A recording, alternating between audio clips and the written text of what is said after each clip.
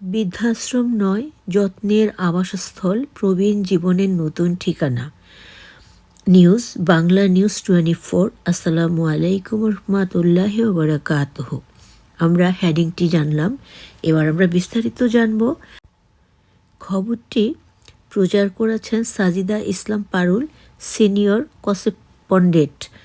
প্রকাশ হলো 3রা এপ্রিল, তার মানে আজকের খবর 2026 সাল। নগর জীবনের ব্যস্ততা, সন্তানের প্রবাসে বসবাস আর ভেঙে পড়া পারিবারিক কাঠামোর মাঝে প্রবীণদের জীবনে বাড়ছে একাকিত্ব ও অনিশ্চয়তা। ফলে দিনে দিনে অনেকেরই বাড়ছে কৌতূহল, জীবনের শেষ অধ্যায় কেমন হবে। এমন বাস্তবতা নারায়ণগঞ্জের রূপগঞ্জে শীতলক্ষ্যা নদীর তীরে গড়ে উঠেছে Japan Bangladesh friendship retirements homes and হাসপাতাল, JBFRH, যেখানে বৃদ্ধাশ্রম নয় বরং যত্ন, সম্মান ও নিরাপত্তার এক বিকল্প আবাস গড়ে তোলা হয়েছে। এখানে চিকিৎসা সঙ্গ এবং মানবিক পরিচর্যার মধ্যে নতুন করে জীবনের অর্থ খুঁজে পাচ্ছেন অনেক প্রবীণ বা বৃদ্ধ। বদলে যাওয়া সমাজে এটি হয়ে উঠেছে শেষ বয়সের এক আশ্রয়স্থল। বুধবার 22 এপ্রিল বেলা 11:30 থেকে বিকেল 5টা পর্যন্ত JBFRH ক্যাম্পাসে অনেক প্রবীণদের সঙ্গে দেখা হয়। অনেকেই নাম পরিচয় প্রকাশ করতে অনিচ্ছা প্রকাশ করে, আবার অনেকে খোলামেলাভাবে জানিয়েছেন নিজেদের জীবনের গল্প।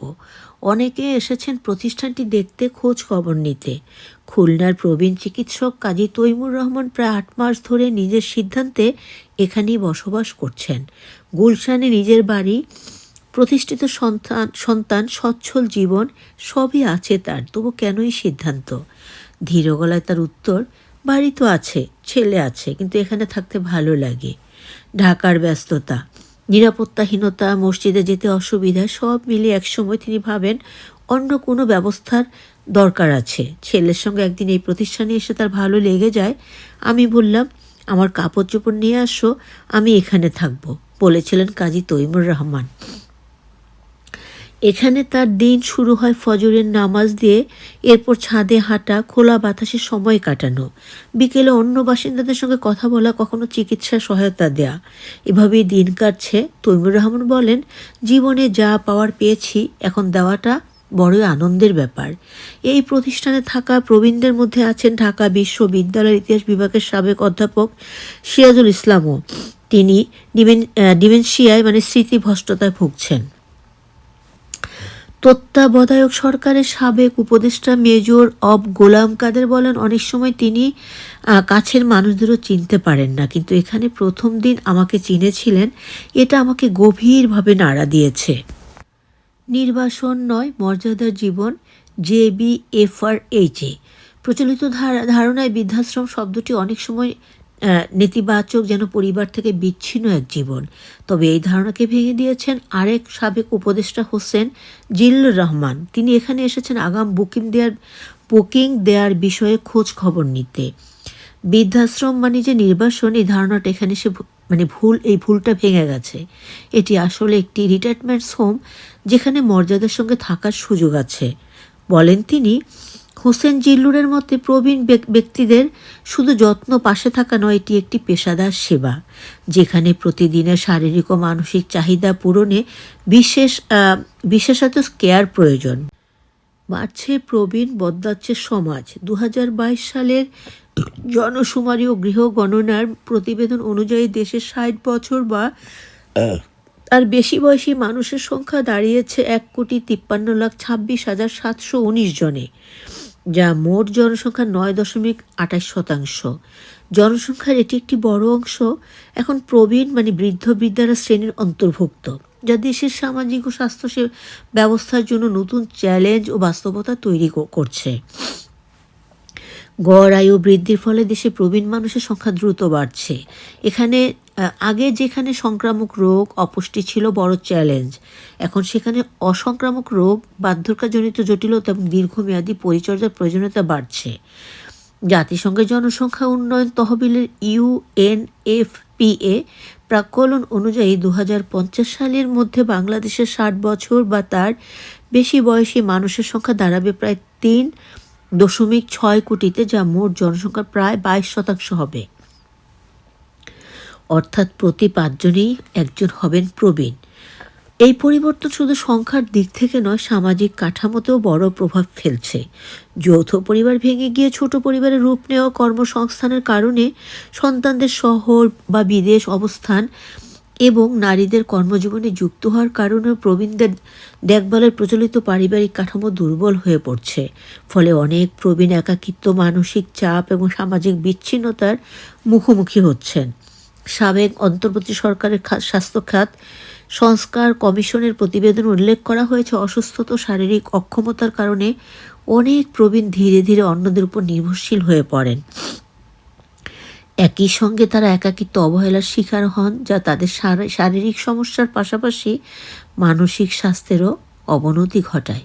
বিশেষ করে ডিপ্রেশন, আলঝেইমার ও ডিমেনশিয়ার মতো রোগ প্রবীণদের জীবনে বড় প্রভাব ফেলেছে। প্রতিদিন প্রবীণদের স্বাস্থ্যসেবাকে অগ্রাধিকার দেওয়ার উপর জোর দেওয়া হয়েছে। এতে বলা হয়েছে, তাদের জন্য বিশেষায়িত চিকিৎসা, নিয়মিত পর্যবেক্ষণ, পুনর্বাসন এবং মানসিক স্বাস্থ্যসেবার ব্যবস্থা নিশ্চিত করা জরুরি। পাশাপাশি ডিমেনশিয়া বা দীর্ঘমেয়াদী রোগে আক্রান্ত প্রবীণদের জন্য আবাসিক বা প্রাতিষ্ঠানিক যত্ন কেন্দ্র গড়ে তোলার সুপারিশ করা হয়েছে, যেখানে তারা নিরাপদ, সম্মানজনক ও পেশাদার পরিচর্যার মধ্যে থাকতে পারবেন। বিশেষজ্ঞরা মনে করেছেন, দ্রুত বর্ধনশীল এই প্রবীণ জনগোষ্ঠীর জন্য এখনই সমন্বিত পরিকল্পনা গ্রহণ না করলে ভবিষ্যতে এটি বড় সামাজিক ও জনস্বাস্থ্য সংকটের রূপ নিতে পারে। তাই নীতি নির্ধারণী পর্যায়ে প্রবীণ বান্ধব স্বাস্থ্য ব্যবস্থা, সামাজিক সুরক্ষা এবং দীর্ঘমেয়াদী কেয়ার ব্যবস্থার উপর গুরুত্ব দেওয়ার দাবি। হোসেন জিল্লুর রহমান বলেন, এটা অস্বীকার করার সুযোগ নেই, তাই এই ধরনের যত্নের জায়গা তৈরি করা অত্যন্ত জরুরি। আধুনিক সেবা, প্রবীণদের সার্বক্ষণিক স্বাস্থ্যসেবা দেওয়ার জন্য প্রায় 5 একর জায়গা জুড়ে গড়ে ওঠা প্রতিষ্ঠান GABFRH 2024 সালের ডিসেম্বরে আনুষ্ঠানিকভাবে যাত্রা শুরু করে। এখানে পদ্মা, মেঘনা, সুরমা ও যমুনা নামে 4টি ভবনে 232টি অত্যাধুনিক স্টুডিও অ্যাপার্টমেন্ট। প্রতিটি ভবনের নকশা একই। এসব অ্যাপার্টমেন্টে বসেই প্রবীণরা চিকিৎসক, নার্স ও দক্ষ কেয়ার গিভারের তত্ত্বাবধানে সার্বক্ষণিক সেবা পাচ্ছেন। স্থায়ী বসবাসের পাশাপাশি দৈনিক, সাপ্তাহিক বা মাসিক ভিত্তিতেও কেয়ার সার্ভিস নেওয়ার সুযোগ রয়েছে। পুষ্টিবিদদের তত্ত্বাবধানে পরিপাটি করে সাজানো খাবার পৌঁছে যায় তাদের কক্ষে। JBFRH এর উপপরিচালক মহসিন কবির বাংলা নিউজকে বলেন, বাংলাদেশ আইন অনুযায়ী 60 বছরের বেশি বয়সীদের প্রবীণ বলা হয়। 60 বছরের বেশি বয়সী যে কোনো বাংলাদেশি নাগরিক এখানে থাকতে পারেন। এটি উপমহাদেশের অন্যতম বড় প্রবীণ কেন্দ্রিক প্রকল্প। এখানে দম্পতি বা এককভাবে থাকা যায়। সব মিলিয়ে প্রায় 400 প্রবীণের থাকার ব্যবস্থা রয়েছে। এটি আন্তর্জাতিক মানের 5 স্টার ক্যাটাগরির একটি রিটায়ারমেন্ট হোম। তিনি আরও বলেন, যারা তুলনামূলক সুস্থ তারা এখানে থাকা খাওয়ার পাশাপাশি প্রাথমিক চিকিৎসা পান। প্রতিদিন 2 বার চিকিৎসক দেখেন। নিয়মিত ভাইটাল সাইন পরীক্ষা করা হয়, পুষ্টিকর খাবার দেয়া হয়। আর যারা সম্পূর্ণ শয্যাশায়ী তাদের গোসল করানো, টয়লেট পরিষ্কার করা, খাওয়ানো থেকে শুরু করে হুইল চেয়ারে ঘোরানো, রোদে নেওয়া সব কিছুতেই কেয়ার গিভারের সহায়তা দেওয়া হয়। মহসিন কবির জানান, সুস্থ প্রবীণরা অ্যাপার্টমেন্টে থাকেন, অসুস্থরা হাসপাতালে, এবং যারা জীবনের শেষ পর্যায়ে তারা হসপিস বা লাইফ কেয়ার সেন্টারে থাকেন। বিনোদনের জন্য রয়েছে সুইমিং পুল, সাউনা, জাকুজি, জাপানি মডেলের ওয়াকিং এরিয়া, এমনকি শয্যাশায়ী প্রবীণদেরও বিছানা সহ ছাদে নিয়ে যাওয়া হয়, যাতে তারা আকাশ দেখতে পারেন, রোদে যেতে পারেন। মুভি, থিয়েটার, সুপার সব মিলে এটি প্রবীণদের জন্য একটি পূর্ণাঙ্গ কম্পাউন্ড। এছাড়া এখানে gym, steam bath, lab, physiotherapy centre, library, movie theatre, যোগব্যায়াম ও স্পিরিচুয়াল ওয়েলনেস সেন্টার সহ নানা সুবিধা রয়েছে। শয্যাশায়ী বা হুইল চেয়ারে নির্ভর প্রবীণদের জন্য 150 শয্যার কেয়ার সেন্টার এবং জটিল রোগীদের জন্য 80 শয্যার প্যালিয়েটিভ টার্মিনাল ও হসপিস কেয়ারের ব্যবস্থা আছে।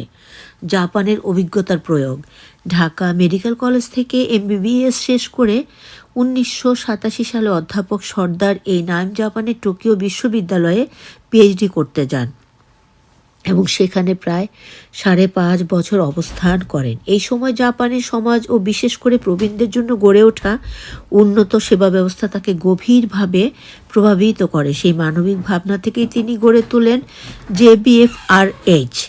সর্দার নাইম বলেন, জাপান প্রবীণ সেবায় বিশ্বের অন্যতম অগ্রসর দেশ, যেখানে বয়স্ক মানুষের জন্য পরিকল্পিত সমন্বিত কেয়ার সিস্টেম রয়েছে। সেই অভিজ্ঞতা থেকে দেশে ফিরে তিনি চিকিৎসার পেশার পাশাপাশি প্রবীণদের জন্য কিছু করার চিন্তা ভাবনা করেন। 1993 সালে দেশে ফিরে তিনি জাপান বাংলাদেশ ফ্রেন্ডশিপ হাসপাতাল প্রতিষ্ঠা করেন। প্রায় 3 দশকের অভিজ্ঞতার ভিত্তিতে 2011 থেকে 12 সালের দিকে তিনি একটি সমন্বিত প্রবীণ সেবা কেন্দ্র গড়ে তোলার উদ্যোগ নেন, যা এখন পূর্বাচলের কাছে বাস্তব রূপ পেয়েছে আলহামদুলিল্লাহ। JBFRH এর প্রতিষ্ঠাতা চেয়ারম্যান বলেন, সমাজে 2 ধরনের প্রবীণ আছেন। একদল সম্পূর্ণ নির্ভরশীল, যাদের জন্য আশ্রয় কেন্দ্র প্রয়োজন। অন্যদিকে সচ্ছল কিন্তু একাকী প্রবীণদের জন্য প্রয়োজন পেশাদার চিকিৎসা ও পরিচর্যা। বার্ধক্যকে তিনি 3 ভাগে ভাগ করেন: 60 থেকে 70 বছরের ইয়াং ওল্ড, 70 থেকে 80 বছরের মিডল ওল্ড এবং 80 থেকে ঊর্ধ্বে ওয়েলস ওল্ড, যেখানে শেষোক্তদের জন্য বিশেষ যত্ন জরুরি। সর্দারি নাইম মনে করেন, প্রবীণদের যত্ন শিশুর মতো নয়, এর যত্ন প্রশিক্ষিত কেয়ার গিভার প্রয়োজন। এ কারণে প্রতিষ্ঠানটি শুধু সেবা দিচ্ছে না, বরং দক্ষ জনবলও তৈরি করছে। খরচের বিষয়ে তিনি বলেন, এটি অনেকের কাছে ব্যয়বহুল মনে হলেও শহরে জীবনযাত্রার তুলনা করলে তা অস্বাভাবিক নয়। তবে ভবিষ্যতে নিম্ন ও মধ্যবিত্তের জন্য সেবা সম্প্রসারণের পরিকল্পনা রয়েছে এবং এখানে সরকারের অংশগ্রহণও জরুরি। তার মতে, বার্ধক্যের সবচেয়ে বড় সমস্যা একাকিত্ব। তাই এই প্রতিষ্ঠানের লক্ষ্য হলো মানুষ যেন জীবনের শেষ সময়টুকু সম্মান, যত্ন ও যত্নের সঙ্গে সময় কাটাতে পারে। তিনি বলেন, এটা বৃদ্ধাশ্রম নয়, বরং তাদের জন্য একটি নতুন ঘর।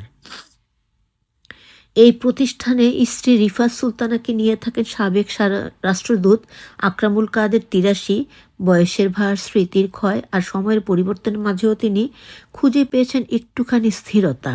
শান্ত গলায় বললেন, এখানে পরিবেশ ভালো, মানুষজন আন্তরিক, নিয়মিত খাওয়া দাওয়া, যত্ন সব মিলিয়ে দিন কেটে যাচ্ছে ধীরে কিন্তু নিশ্চিন্তে। তার জীবনের সবচেয়ে বড় বাস্তবতা এখন স্ত্রীকে ঘিরেই। রিফাত সুলতানা ডিমেনশিয়ায় ভুগছেন, অনেক কিছুই ভুলে যান, কখনো কাছের মানুষকে চিনতে পারেন না। তবুও তাকে একা পড়ে থাকতে দেন না আকরামুল কাদের।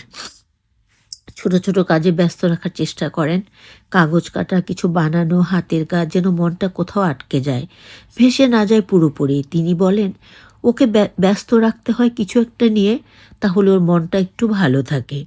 সেই ব্যস্ততার ভিতরেই রিফাত সুলতানার এক ভিন্ন জগৎ তৈরি হয়েছে। টেবিলের উপর সাজানো তার বানানো জিনিস, কাগজের ফুল, টিস্যু বক্স, শপিং ব্যাগের কাগজ দিয়ে তৈরি মুখোশ আর ছোট ছোট শোপিস। প্রতিটা জিনিসে যত্নের ছাপ রয়েছে। একটি মুখোশ হাতে তুলে নিয়ে তিনি বললেন, এই মুখোশটা নিউ অরলিস, আমেরিকা থেকে আনা, আর বাকিটা এখানে এক ছেলেকে দিয়ে আটা দিয়ে লাগিয়ে বিভিন্নভাবে সাজিয়ে বানানো হয়েছে। সিরাজুল ইসলাম আকরামুল কাদেরের মতো প্রতিষ্ঠানটির অ্যাপার্টমেন্টে বর্তমানে মোট 22 জন নিয়মিতভাবে বসবাস করছেন। 700 স্কোয়ার ফিটের 5 তারকা মানের একক অ্যাপার্টমেন্টে স্বামী ও স্ত্রী 2 জন থাকতে পারে। এছাড়া ছেলেমেয়েরা কয়েকদিনের জন্য বিদেশ গেলে অনেক সময় মা বাবাকে এখানে রেখে যান বলে জানালেন প্রতিষ্ঠানটির কর্মকর্তারা। এখানে অ্যাপার্টমেন্ট কেনারও সুযোগ পাচ্ছেন প্রবীণেরা। 232টি অ্যাপার্টমেন্টের মধ্যে ইতিমধ্যে 224টি বিক্রি হয়েছে, তবে সবাই থাকা শুরু করেননি বা ভাড়া হয়নি। সম্প্রতি এই সেবা কেন্দ্র পরিদর্শনে এসেছিলেন মাহবুবা হক। তিনি বলেন, এখানে রিটায়ারমেন্ট হোম তৈরি করা হয়েছে, তা একেবারে আপন পরিবেশে তৈরি করা হয়েছে। প্রবীণরা কীভাবে হাঁটবেন, কোথায় বসবেন, বাতাস পাচ্ছেন কিনা, সব কিছু তাদের কেন্দ্র করে পরিকল্পনা করা হয়েছে। আমরা তো মনে হয় আগাম বুকিং দিয়েই ফেললাম। এই ধরনের উদ্যোগ আরও প্রয়োজন। তিনি আরও বললেন, প্রতিষ্ঠানটি দেখে আমি মুগ্ধ। প্রকৃতির সঙ্গে মানুষের যে সম্পর্ক, সেটি এখানে সুন্দরভাবে তুলে ধরা হয়েছে। ছাদ থেকে নিচ পর্যন্ত সত্যি প্রশংসনীয়। বিভিন্ন গণমাধ্যমে সেবা কেন্দ্রের খবর পড়ে নিজেই ছুটে এসেছেন আমেরিকা থেকে আসা হাসনা ইউসুফ কান্তা। তিনি বলেন, আমার আমেরিকায় নার্সিং হোম দেখার সুযোগ হয়নি, তবে নিজের দেশ, নিজের ভাষা, নিজের খাবার, এগুলো বড় একটি সুবিধা বলা যায়। এই ধরনের বিলাসিতা, এক ধরনের বিলাসিতা। আমার মা ৮০ বছর বয়সের বেশি এবং হুইল চেয়ার নির্ভর। আমার মনে হয় অবসরের পরপরই এখানে এলে এই সুবিধাগুলো উপভোগ করা যায়। এটি শুধু জীবনের শেষ সময় কাটানোর জায়গা নয়, এটি বসবাসযোগ্য একটি স্থান। ভবিষ্যতের বাতিঘর। সাবেক উপদেষ্টা গোলাম কাদের এই প্রতিষ্ঠানটিকে ভবিষ্যতের একটি বাতিঘর হিসেবে দেখছেন। তিনি বলেন, আমাদের মুরব্বীদের যত্ন নেওয়ার যে সংস্কৃতি আছে, এটিকে আধুনিক রূপ দিয়েছে এই উদ্যোগ। একই সঙ্গে হোসেন জিল্লুর রহমান মনে করেন এটি একটি পথ প্রদর্শক উদাহরণ, যেখানে প্রবীণদের জন্য সম্মানজনক ও যত্নশীল আবাস তৈরি করা সম্ভব হয়েছে। জীবনের শেষ সময় মানুষ কী চায়? নিরাপত্তা, যত্ন, সম্মান আর একটু শান্তি। রূপগঞ্জের এই উদ্যোগ সেই চাহিদার একটি উত্তর খুঁজে দেওয়ার চেষ্টা করছে। নিজের ঘর ছেড়ে অন্য ঘরে এসে কেউ খুঁজে পাচ্ছেন স্বস্তি, কেউ কেউ নতুন করে সংজ্ঞায়িত করছেন বার্ধক্য, আবার কেউ দেখছেন ভবিষ্যতের একটি দিশা। JBFR সর্দারি নাইম ও তার স্ত্রী ঢাকা বিশ্ববিদ্যালয়ের ইতিহাস বিভাগের অধ্যাপক আশা ইসলাম নাইমের স্বপ্নের প্রতিষ্ঠান। আশা ইসলামের বাবা ঢাকা